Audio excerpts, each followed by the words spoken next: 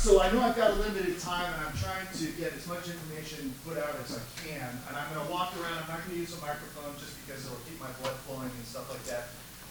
You'll hear the way I talk. Unfortunately, through 20 years of the Department of Defense, it'll sound kind of Department of Defense-y. And I apologize, but that's just kind of what happened in my head during 20 years.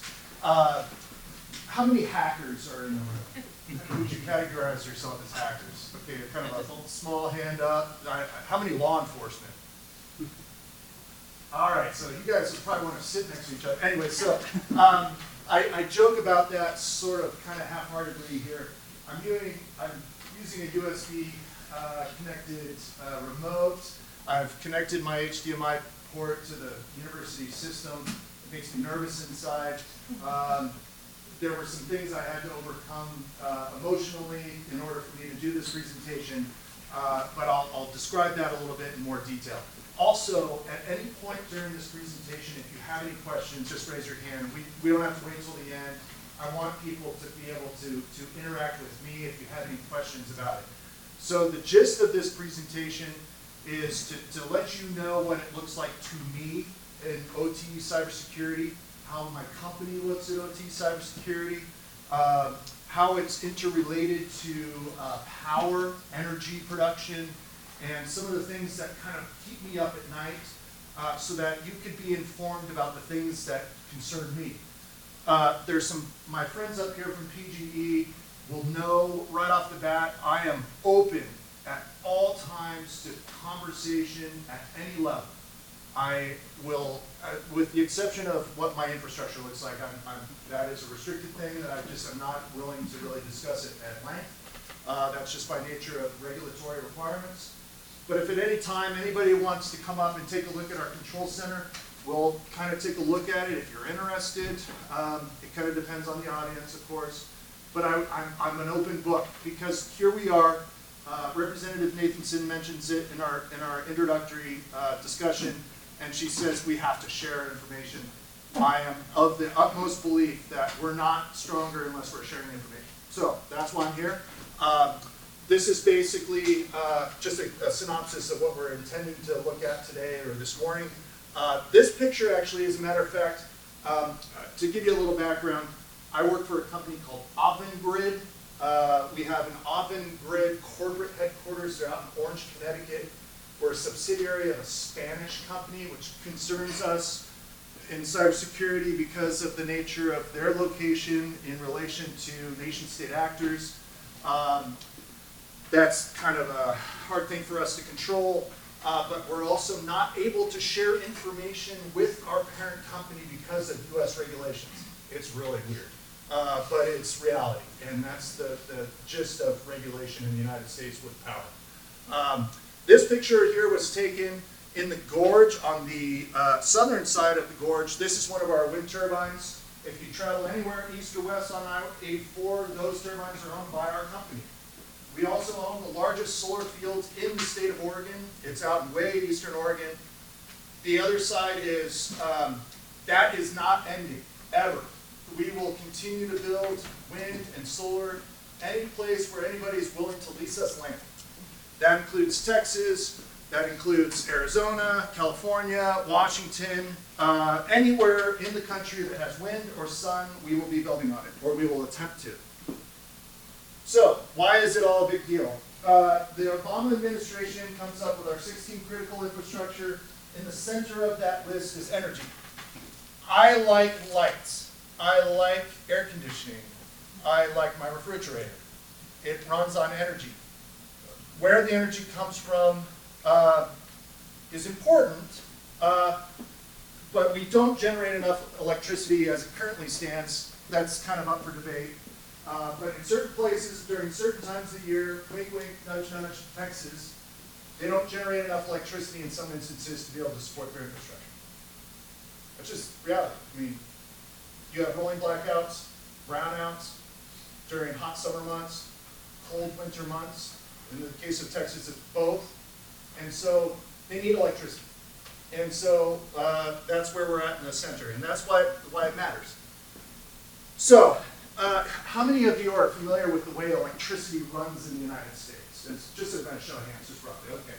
So a pretty good portion of you. For my organization, right here, look at this little cool feature. Check that out. All right, so we're right here. We're generation and substations. We only generate electricity. That's electricity produced by Avangrid Renewables. So what we do is we enter into purchase power agreements with organizations that draw our power. I mentioned my friends PGE, they purchase our power. So that's an important relationship to understand because I have an open dialogue with them all the time. I know Rich's number, I call him if I have a problem. Because my problem is his problem. Because they have an interaction right here with us. Because they're taking the power out here. But if they have a concern, at every point in this network, there's a control center associated with it. This is actually a picture of our control center in Portland, Oregon. At every point of energy transfer in the United States, it has some form of connectivity. And that connectivity is going to happen either through fiber, or satellite, or microwave. In our rural locations, it's going to be real weak LTE. We have a lot of redundancy in our communications in our network because of the remoteness of a lot of what we produce. And that's going to be shared kind of across the board for a lot of places. With the exception of nuclear, which is handled by a totally different regulatory agency. Regardless, there's a lot of connectivity issues, but we are connected, and that ship has sailed. So you can't just sit back and say, we're going to go full North Korea style, and we're just going to cut ourselves off. Too late, we're connected. You can't roll it back. And so we have to understand that at every point, there's going to be a control center, and it's going to look a lot like this. It's going to have multiple time zones, it's going to have control over a grid, whether it's local in the case of PGE, or it's going to be national in the case of our organization. So why does it matter to you? Why am I here at the University of Oregon? So we are a national organization, but what happens is that we run everything out of Portland, Oregon, and Vancouver, Washington. Everything in our renewables portfolio happens in those two locations. Now, the important part about that is that electricity flows up and down the West Coast. It goes east and west. It goes all over the place. So, but it happens. We have a high-impact data center. It's high impact by regulatory requirements. It's shown as high impact because it takes all of those different sites and it centers it at our control centers in Vancouver and Portland. And so it's extremely important to understand cybersecurity, especially in the OT realm when you're working in power. This is a better synopsis of where our lay of the land is. So as I said before, we are located, our renewables headquarters is in Portland. We have our backup control center there. We have our primary control center right across the river in Vancouver. You can see on this particular map, each of the circles represents a wind site. That is a place that they call wind farms of various sizes and capabilities. Each square is a substation that is attached to that wind farm. The pentagons are solar fields, and you'll see a small triangle. It's not absolutely correct geographically, but that's in Klamath Falls, Oregon. We have a cogen plant in Klamath Falls. So each of those sites is different sizes, as I mentioned, and I keep on referencing this particular site right here to give you an idea of scale. So this is the Blue Creek wind site in northwest Ohio. And it's windy up there if you're not from northwest Ohio. We produce a lot of electricity there. To give you an idea of the scale, it's 150 wind turbines spread out of 42,000 acres. That's 2 counties. It's a lot of farmland. And so that gives you an idea. We have another one here in North Carolina. It's pretty close to Norfolk, Virginia Beach area, just south of the border there. And in North Carolina, we provide electricity to distribution centers, i.e. Amazon. But in a lot of instances, we're providing power to the greater area where they're regionally located. Again, why is this important to the state of Oregon? It's because of this. So, the electricity that is generated in the Pacific Northwest during the hot summer months it's going to be heading south, and it's going to be going through Oregon to California. Excuse me. And so part of that is you can see this orange line that runs through Oregon, and that's going to come right through Bonneville Power. It's actually owned by Bonneville Power in Los Angeles. Los Angeles Power and Electric or Water District, I can't recall that. Power and Light. I'm sorry? Power and Light. Power and Light, thank you very much. Hugely important DC tie line right here. We feed into that tie line a small amount when compared to BPA, but that gives you an idea of why it's important to Oregon, all of this connectivity that goes on Burlington to BPA, because we put in electricity into their substation, which then eventually goes out into the world, out to the consumer. This is a complicated thing. So as a defense guy, I look at avenues of approach. I look at attack vectors. I'm looking at ways to defend my system. I'm OT cybersecurity guy for my organization. All of those spots that you saw in the previous slide, I'm the lone person in charge of OT cybersecurity. Everybody else in the organization moonlights. They have other jobs. SCADA, they do network work, they do all sorts of ICS components, they do switches, they work servers. But I'm the lone guy who's responsible for the program in OT cybersecurity. So I'm looking at this, I'm like, whoa, now, how am I supposed to defend? It's crazy. So, we use our baseline as NERC, the North American Electric Reliability Corporation. It is a regulatory agency, and it is our baseline. And at no point should that baseline be considered a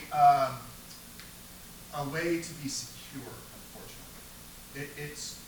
It is a great tool to use to determine your best way to achieve your minimum standard.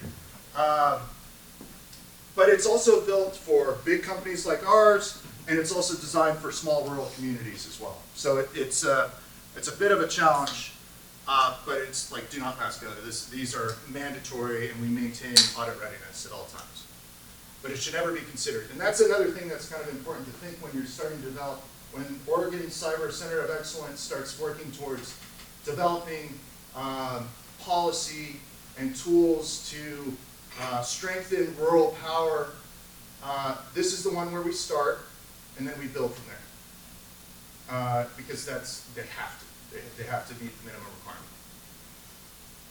All right, so this is kind of getting into the meat of it. So what happens when the lights don't turn on because of a cyber attack? In this synopsis, it's not good. I think my friends here can attest to that.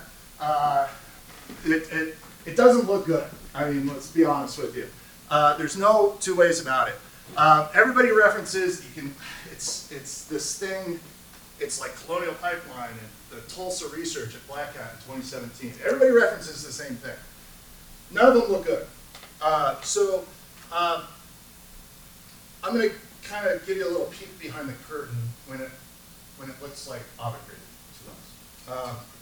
And some of the things that I've tried to use, some tools, some ideas, and things that I've found for me as I was analyzing our system when I first started.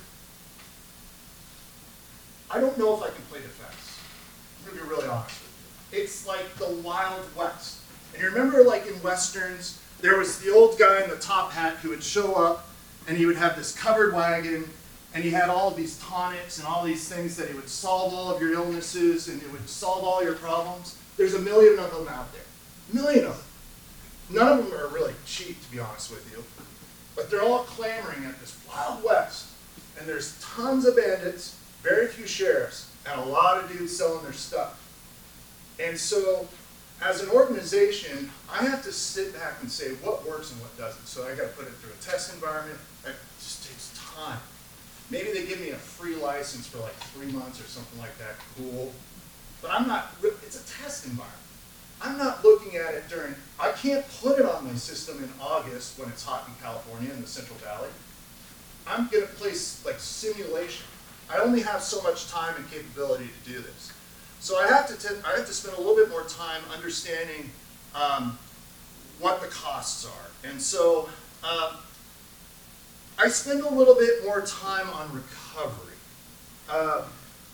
because I need to better understand what it will take for me to get out of the place where it hurts and get back to pre-attack conditions.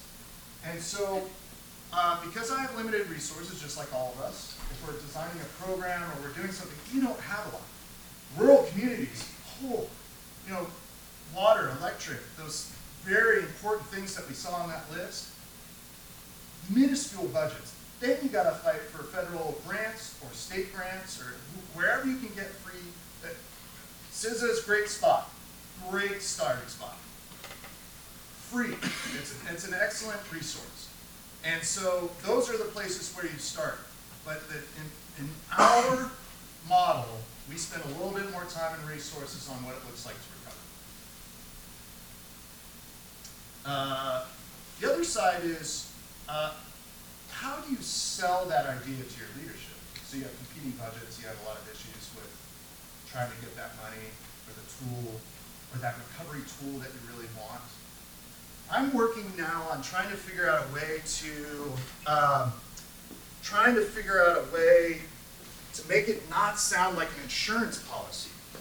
We look at, like, I'll tell you what, I feel bad for the guy who ran the information program at MGM. He's fired. He's just done. But the guy who's coming in has got a sweet deal because he's got a bank load. He's got the MGM bank truck is pulling up and they're just offloading cash. MGM is the place where to sell that because there's going to be guys in top hats with their covered wagons saying, "We got the thing to solve your problem," and that's what unfortunately happens. It's event driven. It's some catastrophic event has happened. And so they're working hard now, and it's pretty much unlimited budget, I would imagine, for MGM. What is it, $50 million a day they lost when the blue screens come up on your slot machines? That's not good. So I'll give you an idea of what this looks like in timing. So parent organization has a larger customer-facing situation on their hands in Spain. This was in March of 2021. And so they lost a bunch of data, customer data, personal information. Thankfully not banking information, but it was a black eye. The organization looked at it and said, "This is embarrassing." 2021, March 21. So the coffer's open.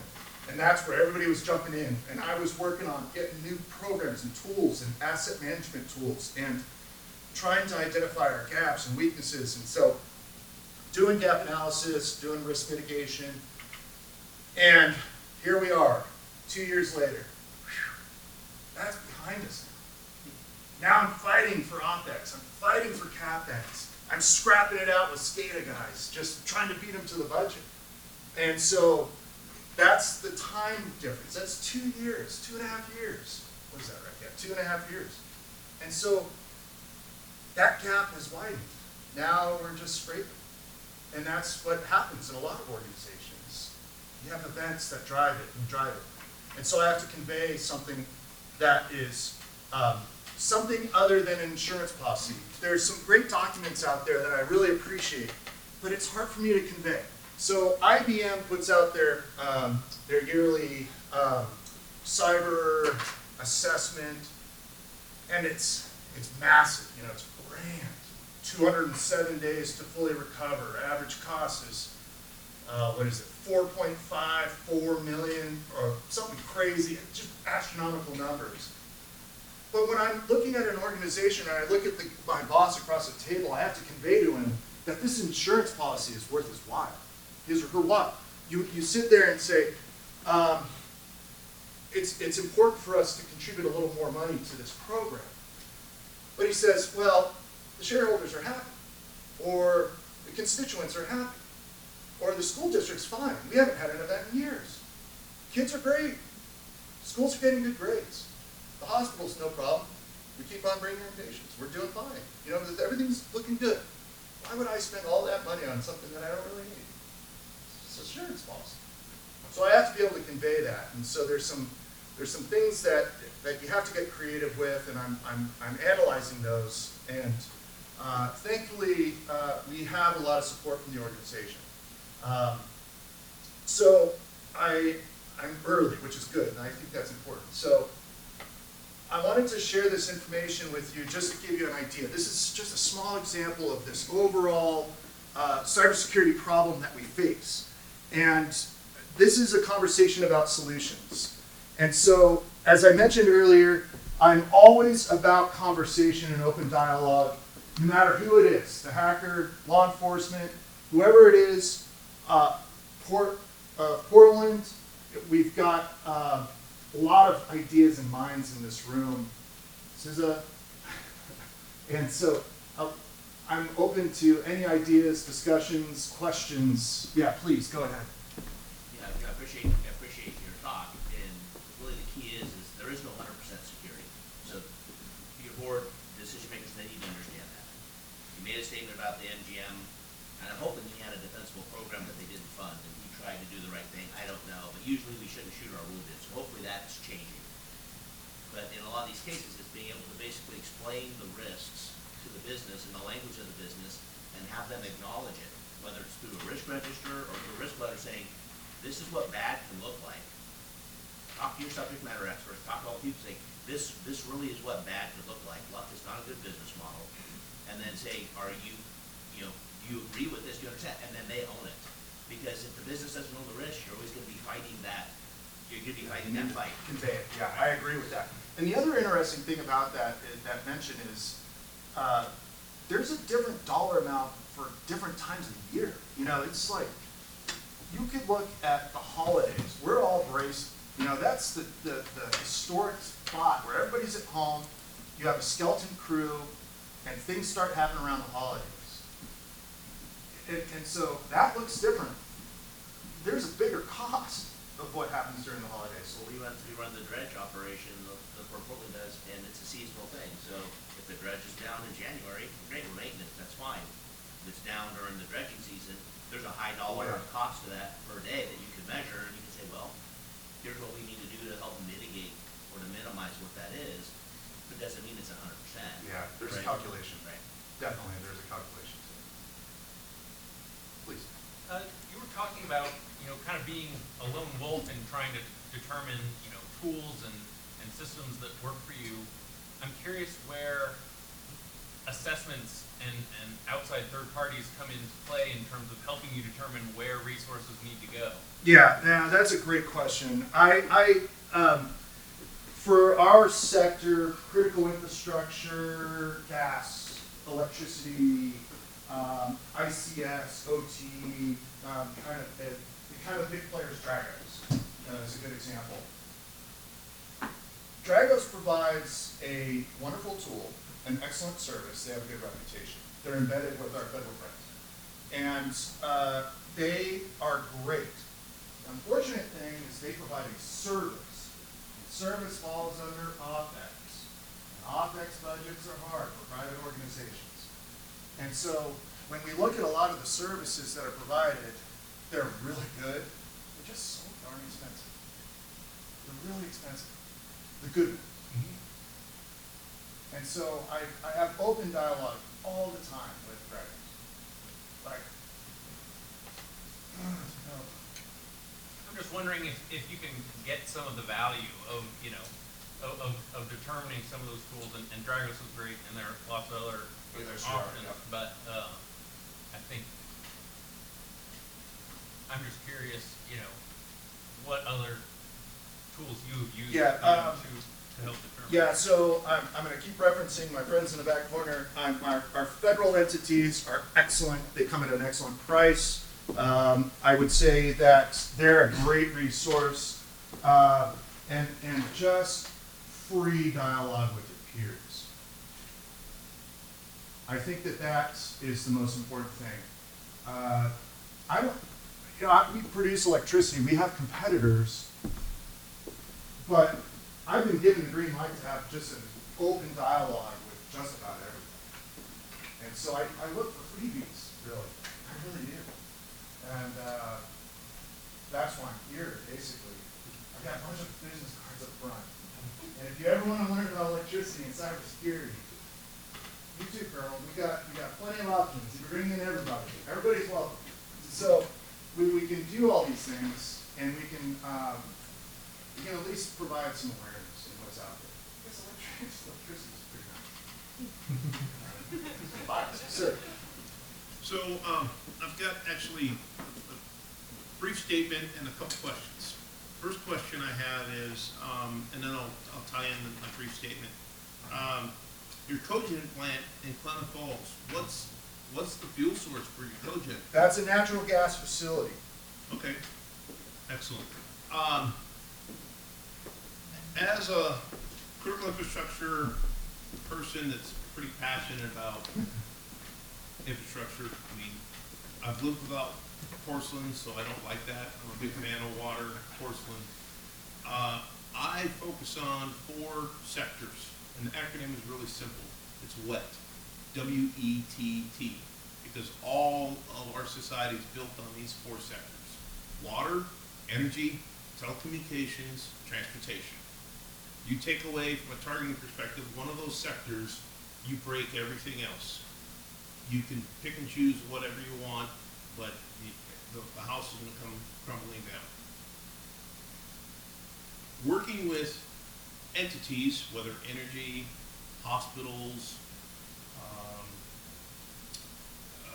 critical manufacturing, state agencies, large enterprise networks, folks have a tough time determining where their centers of gravity are. And I've used a term for about 10 years called cyber key terrain.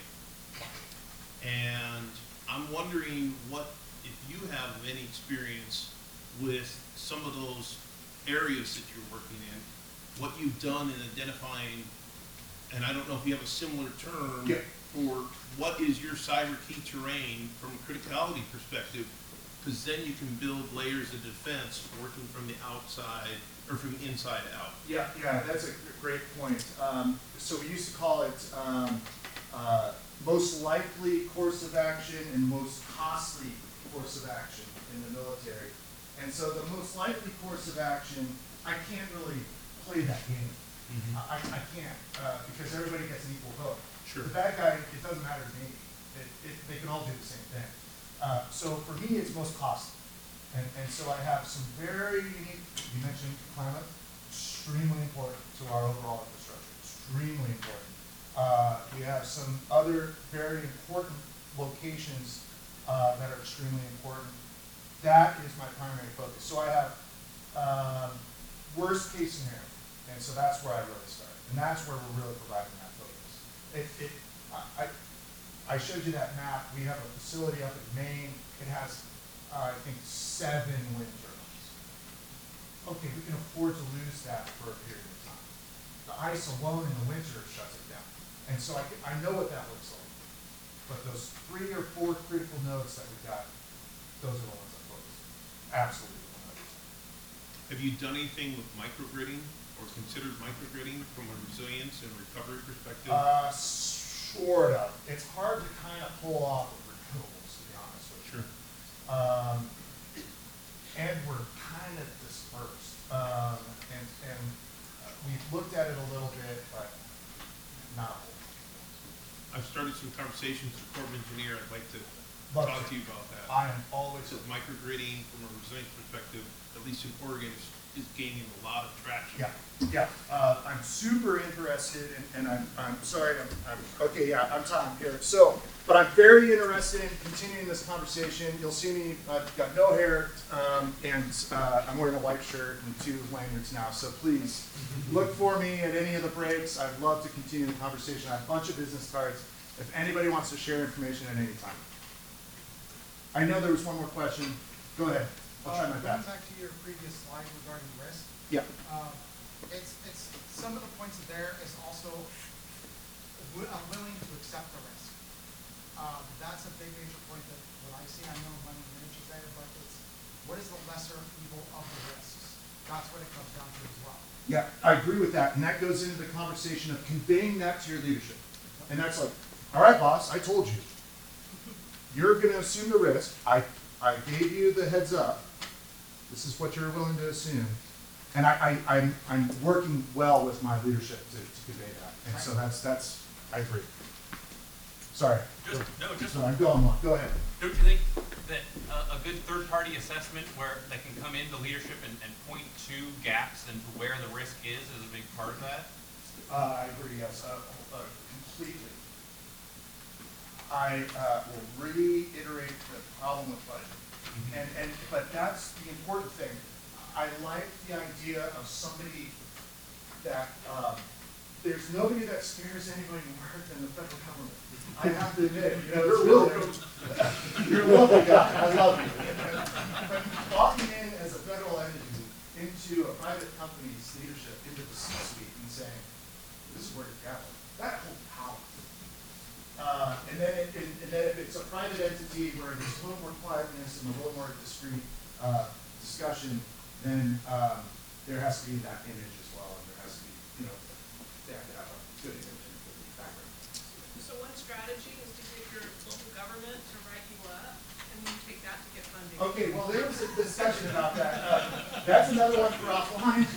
But we had some auditors come in and we said, didn't you see that one issue that we had? Here's all the things you need to find. Can we maybe put that? No, that we of course wouldn't do that. But we're, that jokingly that conversation has come up from time to time. Is there any way you could get us to solve it? But with that, the collective thing is you're not ratting it out, you're saying, how do we improve? Yeah. And in order to improve, you have to go say, here's where we see our gaps, they're gonna Yeah. help you find those, and then you become collaborative partners, Yeah. and you can actually have some conversations. Yeah, that's another thing that we can also go in and say, hey, listen, the Port of Portland's got this going on. It looks really good. Maybe we can kind of dabble in that and see what it does for us. But that's all that open conversation. Anyways, I think I'm done. So thank you very much, and I appreciate the time.